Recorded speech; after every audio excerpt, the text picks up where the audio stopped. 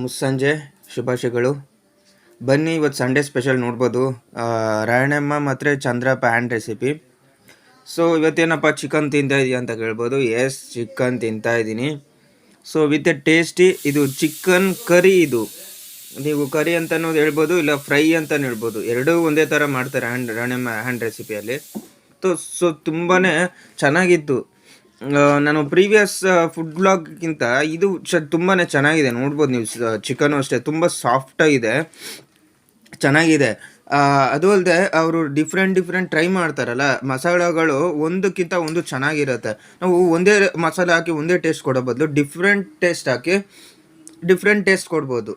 So ನೀವು ಡಿಫ್ರೆಂಟಾಗಿ ತಿನ್ನಿ, ಡಿಫ್ರೆಂಟ್ ಆಗಿ ಮಾಡಿ, ಡಿಫ್ರೆಂಟ್ ಆಗಿ ತಿನ್ನಿ, ಡಿಫ್ರೆಂಟ್ ಆಗಿ ಮಾಡಿ, ಎಲ್ಲರಿಗೂ ಕೊಡಿ. ಇನ್ನೇನಿಲ್ಲ. ಮತ್ತು ಇದ್ರ ಜೊತೆಗೆ ನಾನು ಎವ್ರಿ ಟೈಮ್ ಹೇಳ್ತೀನಲ್ಲ, ನ್ಯಾಚುರಲ್ ಪಾಲಕ್ ಹಾಕೋಬೋದು, ಮೆಣಸಿನ ಅಂದರೆ ನಮಗೆ ಮೆಣಸಿನು ಅಂತ ಹೇಳ್ತಾರಲ್ಲ, ಸೊ ಅದನ್ನು ಸೇರಿಸ್ಕೋಬೋದು. ಮೆಣಸಿನ ಹಾಕೋ ಅಂತಾರೆ, ಅಂದರೆ ಅದೇನು ಅಂತಾರೆ, ನಾನು ಡಿಸ್ಕ್ರಿಪ್ಷನಲ್ಲಿ ಹಾಕ್ತೀನಿ. ಮತ್ತು ಮೆಣಸು ಸೇರಿಸ್ಕೋಬೋದು. ಈ ವೆದರ್ಗೆ ಬಂದು ತುಂಬಾ ಒಳ್ಳೆಯದು. ಅದು ಅಲ್ಲದೆ ಡಿಫ್ರೆಂಟ್ ವೆರೈಟೀಸ್ ಆಫ್ ನಮಗೆ ಲೀವ್ಸ್, ಅಂದರೆ ಲೀವ್ಸ್ ಅಂತಹ ಇದು ಸೊಪ್ಪುಗಳು ಸಿಗುತ್ತಲ್ಲ, ಅದು ತುಂಬಾ ಒಳ್ಳೆಯದು. ಸೊಪ್ಪು ಅಂದರೆ